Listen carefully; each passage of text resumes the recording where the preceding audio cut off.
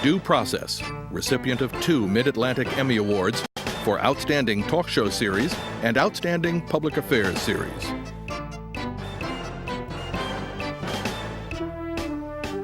I mean, you want to consider reading the books before you choose the chapter.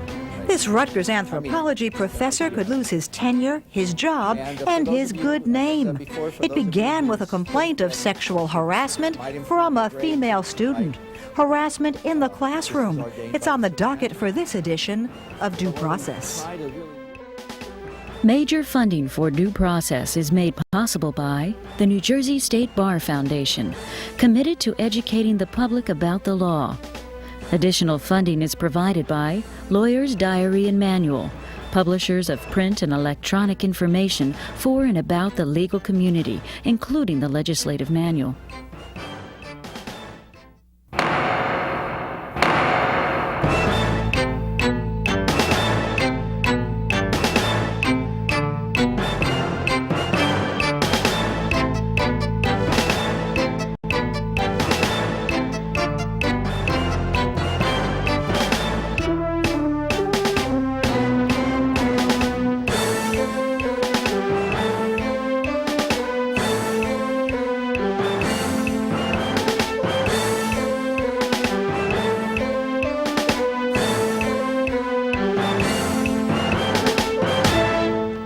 Sexual harassment in the workplace. We've all heard about that.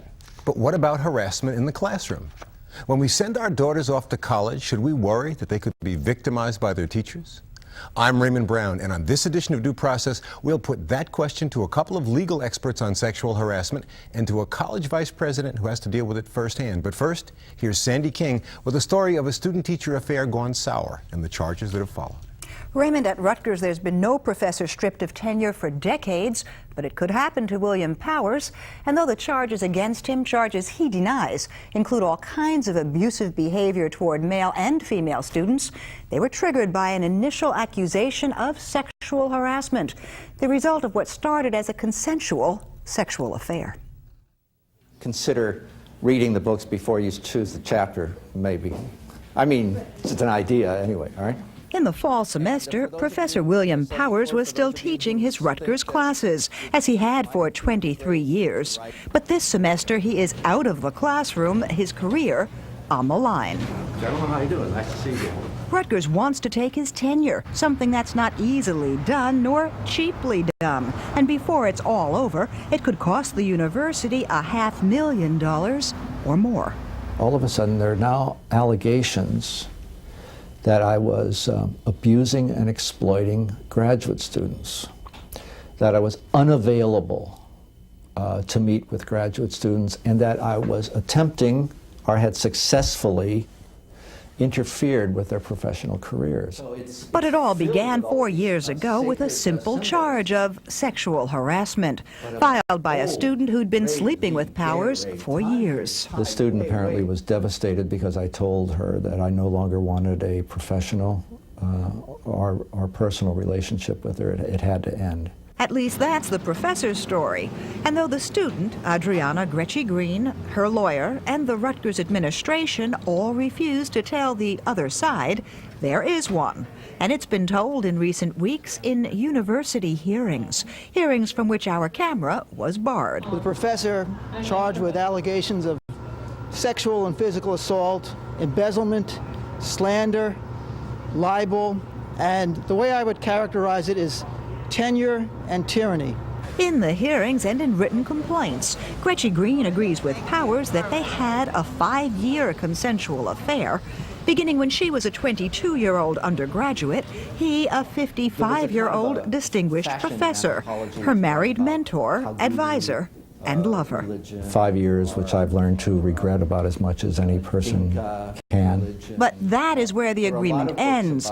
Green insists it was she who called off the affair and he who retaliated, with harassment and threats and near ruination of her career. It's sexual harassment if you're required to continue a relationship that began as consensual and is no longer consensual. If you're required to continue that relationship in order to get your college degree or keep your job, that is sexual harassment. Powers claims that with him that's not the case, and he has charges of his own against his former student and lover, everything from shoddy research and outright theft to an inability to complete her dissertation. I've always believed that she was not capable of writing it. But Gretchen Green is not Professor Powers' only problem, though he seems to have no trouble finding students to speak for him. He's a phenomenal teacher. It will be a devastating loss to the university if they do away with his Native American studies and the teacher himself. The university has found witnesses of its own, more than a half-dozen other former students, male and female, whose charges of harassment and abuse of power have nothing to do with sex. Numerous students that were not able to finish their educations, that were defamed, accused of being plagiarists, and far worse things. Powers says it's all part of a plot. They threatened my life, my job, my reputation. The source, he claims, Gretchen Green's anger at his rejection and Rutgers' retaliation for his defense of unpopular causes. Years ago, I stood up on behalf of Amiri Baraka when he was being considered for a job here. And now some students are standing up for him. He's one of the very few people here that has any knowledge at all of Native Americans, and obviously his knowledge is very extensive. For myself, I've never witnessed anything, and actually, before I knew of these charges, I thought he was one of the few professors who were, as they say, politically correct. But even if Powers is telling the truth and there was no sexual harassment legally, politically correct, he was not. Just the fact that you had a consensual relationship in a disparate power situation like you have in a college raises a lot of questions for our society. It's serious, makes people think, makes people listen. You know, if you say, oh, he harassed her, that's one thing, but he sexually harassed her, all of a sudden it connotes all the kind of an evil that one has to prove that one is not guilty of. And Powers says he's not guilty of anything. Rutgers won't say anything at all. Neither will the student who insists she was his victim. But she and the others who've accused the professor have been talking at those Rutgers hearings for months. With those hearings finally wrapped up now, a committee will render its judgment. And if it goes against him, Powers could be not just the first detenured at Rutgers in this era, but Raymond, the first detenured ever for sexual harassment. Sandy, this raises an important question. My daughter, Elena, who's my baby, is a junior at a college out of state. She seems to be doing okay, but from a statistical point of view, should I be worried? Well, undergraduate students, I haven't seen any numbers on, but perhaps even more worrisome, a group that should be sophisticated and with some degree of power, women medical students have said that in fact it's a problem for them. There was a survey done recently of female physicians. The stunning finding that more than 1/3 say they were sexually harassed in their career, and guess where the overwhelming number say the harassment occurred? Can't possibly guess where. In medical school. Well, if the numbers are that bad in medical school, then we have to focus our attention on those who are more vulnerable, freshmen, juniors, seniors, sophomores at college, undergraduates. Let's hope not, Elena. That's true. Let's hope not. But when we come back, we'll look beyond the statistics and beyond the case of Professor Powers at the prevalence of sexual harassment on campus, what colleges are doing to control it, and how the whole thing is likely to play out in court.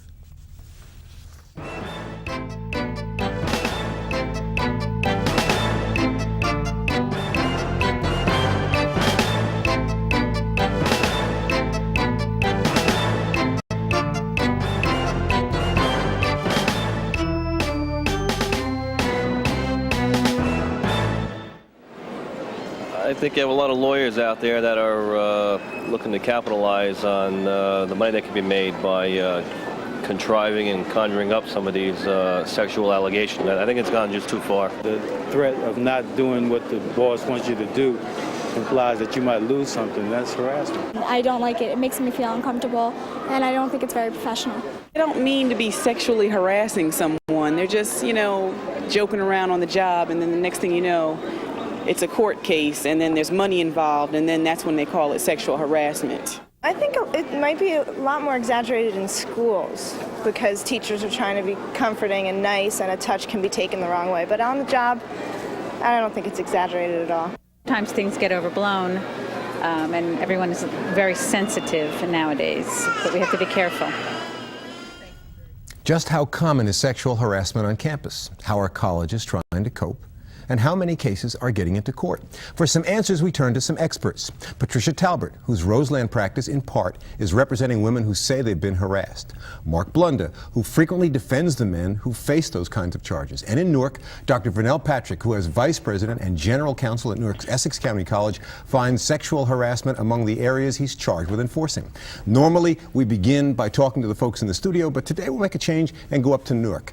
Vernell Patrick, let me ask you a question about where the line is drawn, both at Essex County College and more broadly. On the one hand, we know that some crafts, like for example psychiatrists, are forbidden to ever have sexual affairs with their clients and patients. At the other extreme, Sandy King tells me her college roommate moved in with her professor maybe the second month of their first semester. On that continuum, where does a relationship between a professor and a student violate the rules generally? Okay. Generally, Raymond, there's no prohibition against a college professor having a relationship with a student. However, one of the things that's required is that there be a well-publicized policy with respect to the college's position on sexual harassment. And by well-publicized, I mean, is the policy set forth, let's say, in student handbooks? Is the policy generally discussed in new student orientation? Well, when it comes to your attention that a student is having an affair with a professor, do you make any inquiry? Are you concerned about it? Is that something that requires some official notification be given to your office? Absolutely, there's some concern about it, and the policy that we have also has, you know, very, very well-defined complaint systems and procedures. Okay, but let me focus on the nature of the complaint. Pat Talbert, at what point then does the consensual relationship begin to raise questions about, for example, if one professor is having an affair with a student, are other students likely to question whether grades are fair, whether getting that paper in late? I know you never handed papers in late, but I suspect Mark and I did. I mean, those are the kinds of things that it seems to me that can be troublesome issues that arise if there's a relationship. When does it become potential harassment? You're asking some excellent questions because I think contemporaneously among those of us who practice in this area, as soon as you have a situation where there is an affair between two people that are imbalanced in terms of power positions, I think a red flag goes up, be it a professor, be it in the workplace, be it wherever it is, because the nature of sexual harassment is not that there's a sexual attraction, but it's an abuse of power. Well, do you have a sense then of why universities and colleges haven't adopted a bright line rule that says no, never? Because colleges and universities, and I have had some cases involving colleges and universities, think of themselves as being not political, not the traditional employer environment. They see themselves, and validly so in some instances, of being the ivory tower. They're there for education and for learning these very noble objectives that we all agree with. But isn't it fair to say, using your analysis, that is a tremendous, even though it's not employee-employer, Absolutely. a tremendous disparity Absolutely. between a distinguished professor and a young co-ed? Absolutely, absolutely. Mark, I assume there's another side to the coin. I assume there are professors who are saying, look, we can't be under this kind of pressure where anybody who can say that they've had a relationship can suddenly now transform that into something improper. Well, I think so, Raymond, and I think we have to create several lines here. One, when we send our kids to public schools, it's clear that there's a relationship, whether it's consensual or not, between that teacher and the student of tender years. That's basis for tenure revocation. Yet a year later, when a child goes away from home for the first time, and they're open to this new world, many universities don't have policies prohibiting relationships between the professor, who they may be enamored of, and the student. At a minimum, there should be a policy that says there can never be a relationship of teacher grading that student with whom he or she is having a relationship, just as in the employment context. There may not be a policy against supervisors and employees having a consensual relationship, but they cannot remain supervisor and employee. Let me take your point to Newark and Vernell Patrick. Is there a rule that says you cannot have an affair with a student currently in a class of yours? No, there's not, because you've got to look at each situation, you know, in its own. For example, you may have a student who was actually going with a professor prior to enrollment in the college. You might have that prior relationship existing.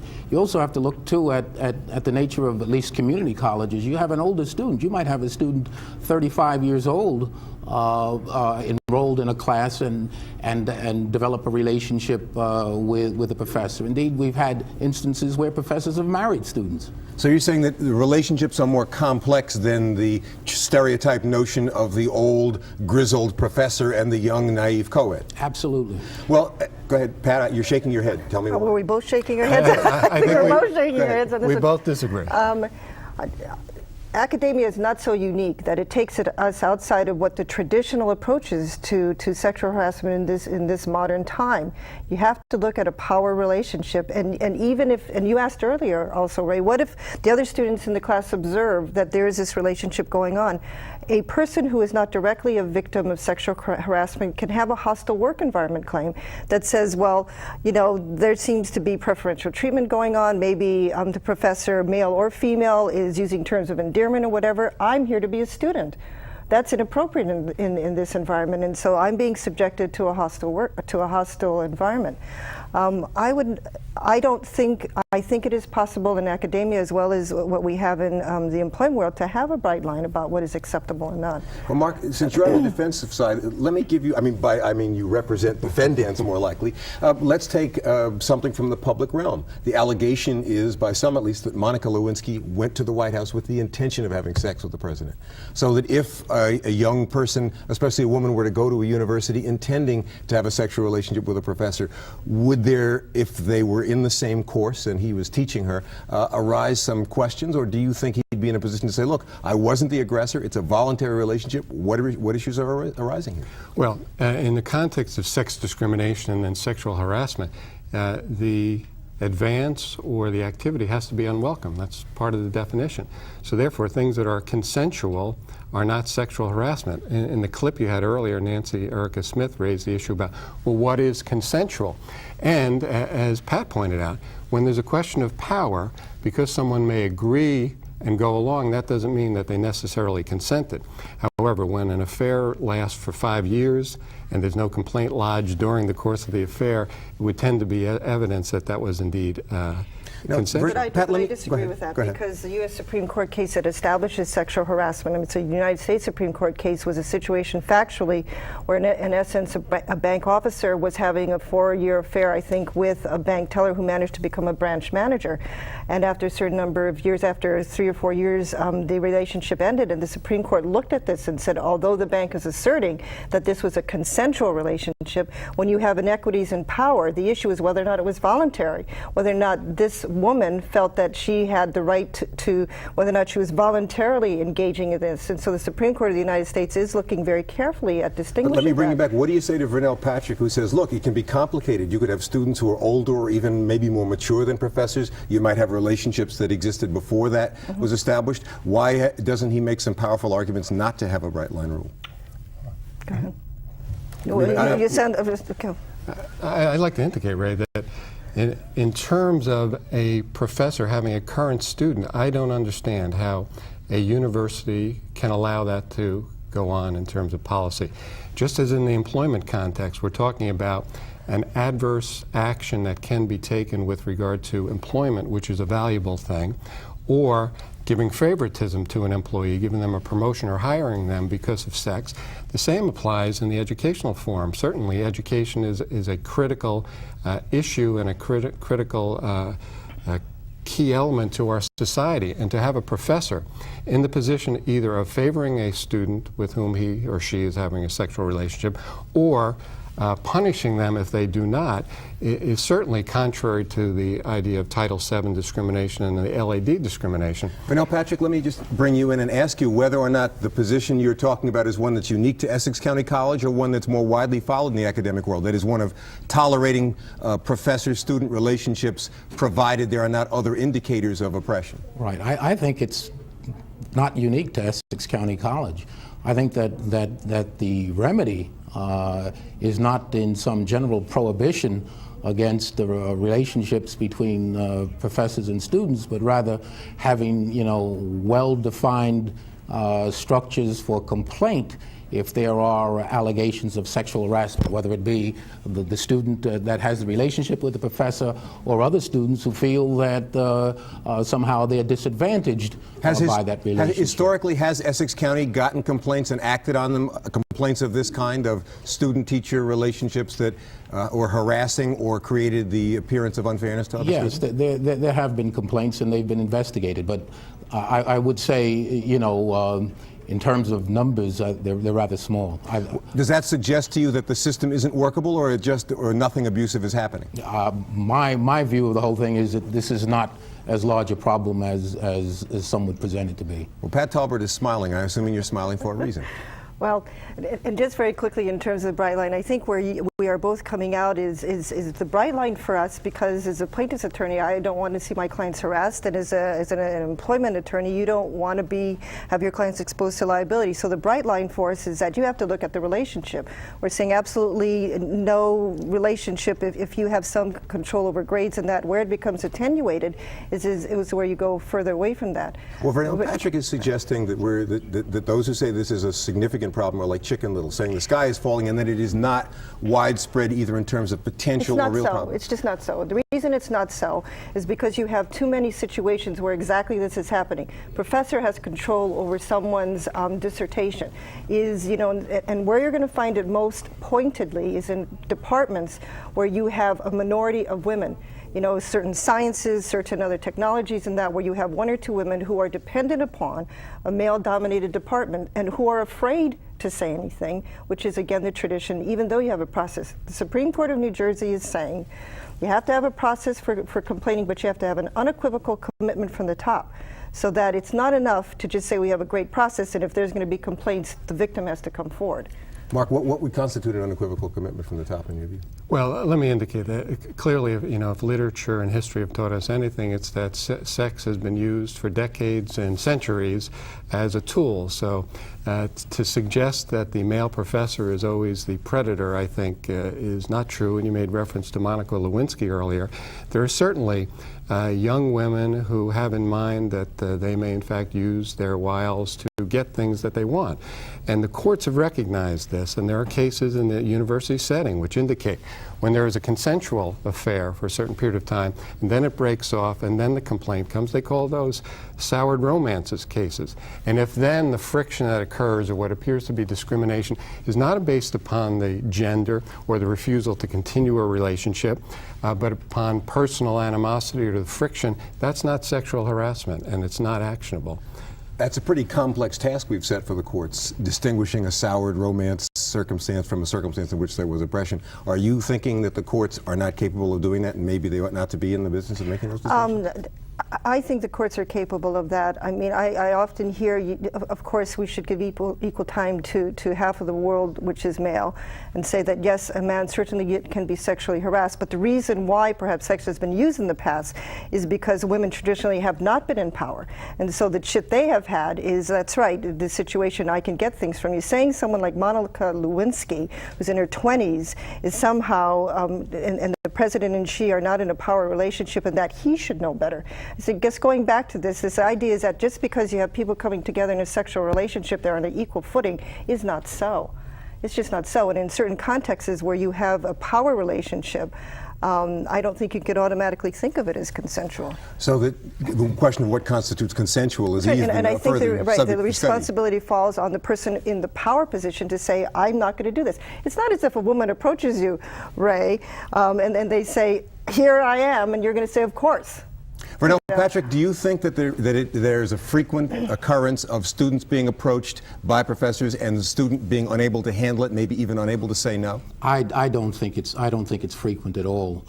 And the question I would put to counsel is, if there is no complaint, and if the conduct of a professor is not so egregious as to attract the attention, then how does the college administration go about inquiring if there is a general prohibition against Vernell has given us a pithy question in the last few seconds. Have you got a quick answer for it, Pat? I think you have to have very confidential manners in which people can complain, because certainly a woman or a man may not want to give their name, but if they want to come forward and say confidentially, Professor so-and-so is harassing me, the college then has an obligation to investigate that, because the person just wants it to stop. They may not want something for them personally, but certain things should just be stopped.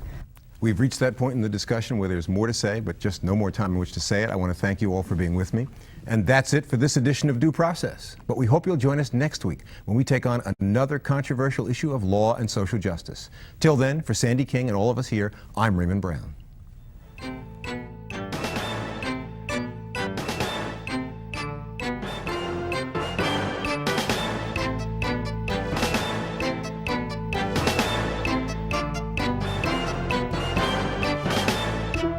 You don't want to think that all women are childlike and need to be protected.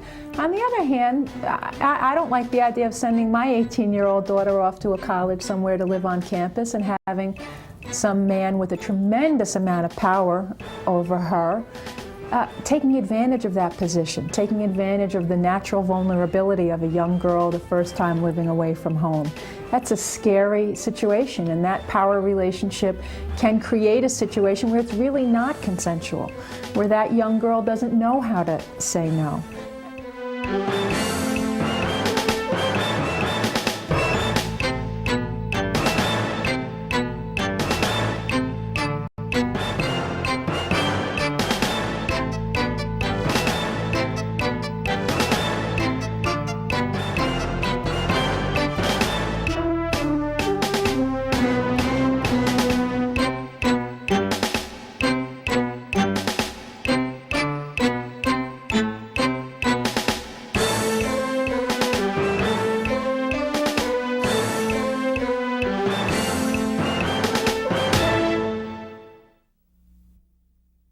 Major funding for Due Process was made possible by the New Jersey State Bar Foundation, committed to educating the public about the law.